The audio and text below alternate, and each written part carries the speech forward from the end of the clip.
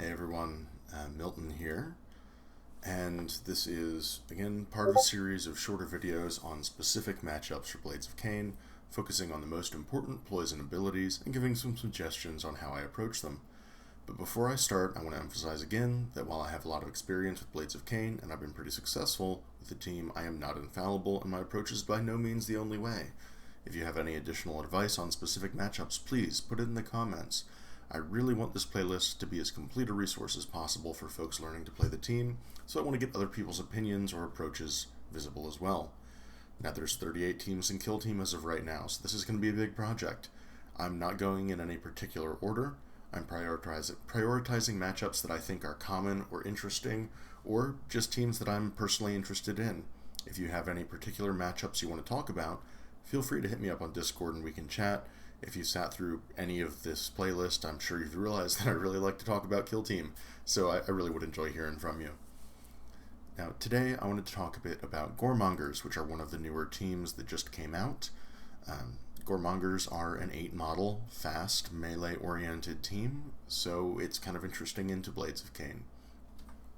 But as far as the rules, the most important rules to keep in mind about Goremongers are their faction rules. Big surprise. The first one, Runes of Khorne, essentially gives them an 8 damage cap from a single shooting attack, so no one-shotting thing with a lucky rending roll. Unfortunate for a lot of teams, but it's not nearly as bad for Blades of Khaine as it is for a lot of folks. Next they have the Gore Tanks and Sanguivitae. Now I'm not going to read through all of this, it's pretty lengthy and you can check it out yourselves. But the biggest things to keep in mind here are that they have a couple different ways they can add to their Gore Tanks.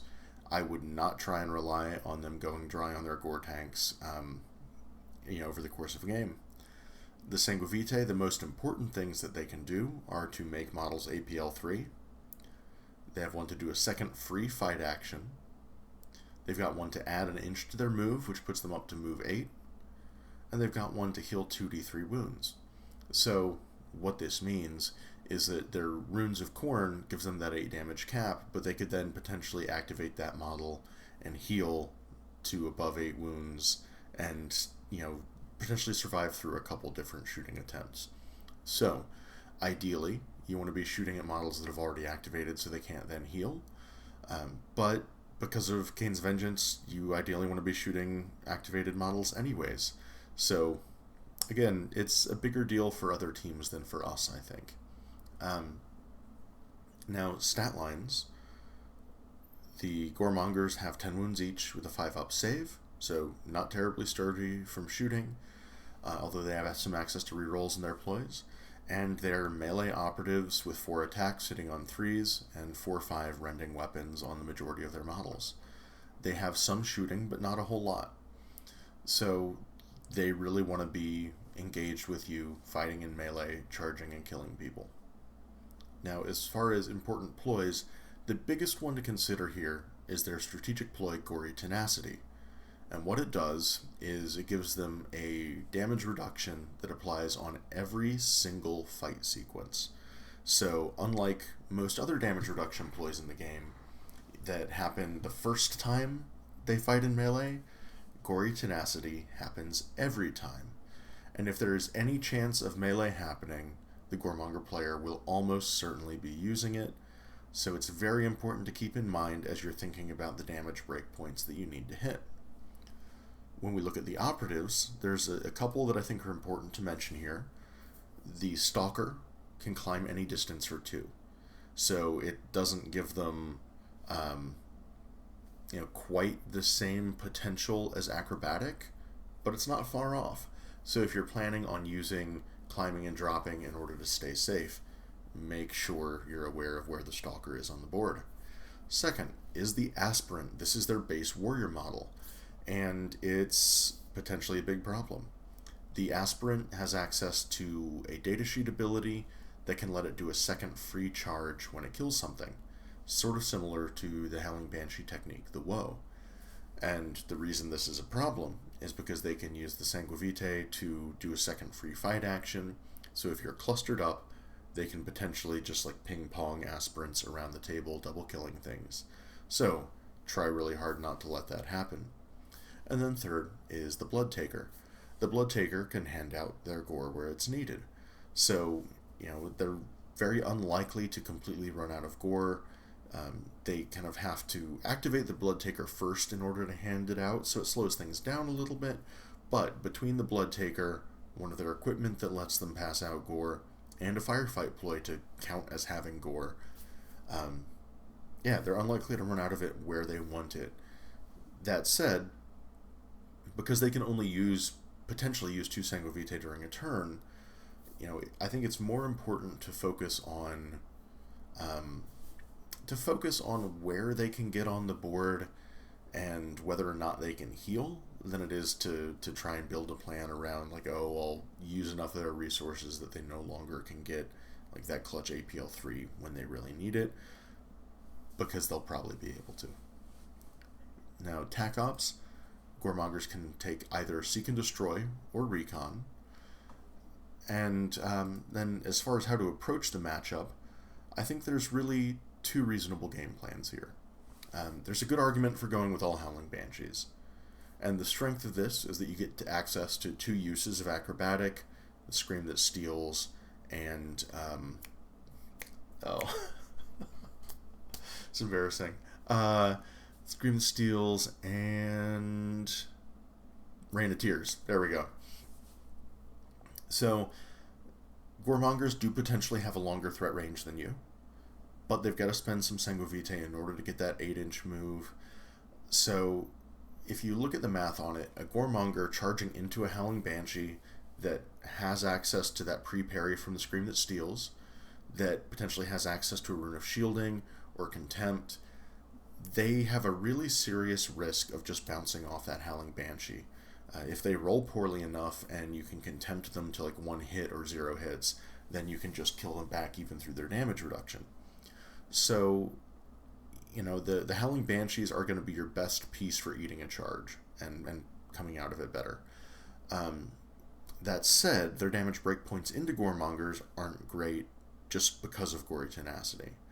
So, while the Goremongers' damage reduction is absolutely absurd and makes it really hard to finish them off in melee profitably, Howling Banshees do have the option to charge, resolve a crit, fall back for free, and then shoot them. So that first crit is only going to deal 3 damage due to Gory Tenacity, but even if they're on full health, that just means that you need to resolve 7 damage with the shooting attack in order to finish them off. So that's a pretty good game plan. Rain of Tears is quite strong in this matchup, and being able to do that twice in a turning point is really good. So if you go this route and you're playing all Banshees into them, you really want to make sure you do not take Mirror Swords, though. And that's because having a Shuriken pistol on your Exarch, the only model that can naturally shoot twice, is really important because of Runes of Khorne. Now, the other approach here is to take a mixed team. Now, that means you only get to use the Banshee techniques once per turning point, but the trade-offs are pretty significant. Striking Scorpions can use Patient Stalk Sudden Blow to chip damage that doesn't get reduced at all by Gory Tenacity, or by Runes of Khorne. So, you can use this technique to run by a Goremonger, chip it for 3 to 5 damage, and then do mission actions, stand on a point, and that puts them into a range where it's much easier to kill them with 1 shooting attack or in melee. Now, Striking Scorpion's Manda Blasters are also really significant in changing the combat math for Goremongers. If you're able to chip them down ahead of time with shooting, it's pretty likely that you're in a range where you can charge with a Striking Scorpion and Manda Blaster and then kill them in a hit. Even if you're not, a Striking Scorpion Exarch with a Biting Blade can charge and kill a full health Goremonger with 2 normal hits and then potentially shoot something else. Dire Avenger shooting is also relevant in the matchup here. If you can potentially get a torrent shot or a long-range double shoot, you can really swing the game because you're both playing 8 model teams that are pretty aggressive. So, trading is going to happen as long as you don't give up any double kills. If you're able to, pick up anything for free, the game becomes significantly easier, and Dire Avengers and Striking Scorpions help you to do that. Excuse me. Now, on Into the Dark, I think a mixed team gets even stronger. since Scorpions and Dire Avenger techniques get even better on ITD, and doors become a bigger problem for Goremongers given their natural APL 2 and their reliance on melee. You can't open a door during a charge movement, so it forces them into a lot of situations where they have to spend Sanguivitae in order to get to APL 3 to open doors and charge and fight, and that means they have to be within an inch of the door at the start of their activation. So, if you're on ITD, really think through the sequencing of your turns, where the opposing models are staged and where they can actually get to. I found that in ITD, just the base speed of Blades of Khaine and being APL 3, we're much better able to work around doors and to set up situations where your opponent may have to move up to get within an inch of it, and then you have an opportunity to walk up to the other side, open it, and fight through. Other than that, I sort of mentioned this, the biggest thing to worry about here is not letting them get 2-for-1s with their aspirants, and to try and position so that they can't go all in with their whole team at once. You want to slow down the pace of the game a little bit, and you really don't want to let things devolve into a giant scrum around, one of the Volkith ruins where everyone's jumping inside and trading, because then they can set up situations where they can out-trade you pretty easily. But if they're not able to go in with everything, you're able to start to isolate models and shoot them multiple times and make sure that they go down. I think that's our best path towards winning these games into Goremongers with Blades of Khaine. I think it's a pretty decent matchup for us. It's certainly not an easy matchup because they do have a lot of good tools and a lot of really explosive models that can get double kills potentially. But as long as you play it right, I do think we have a little bit of an edge here, largely because of the Howling Banshee aspect techniques. So, thank you for joining me for another video. I'll get another one up soon, and looking forward to talking with you. Bye.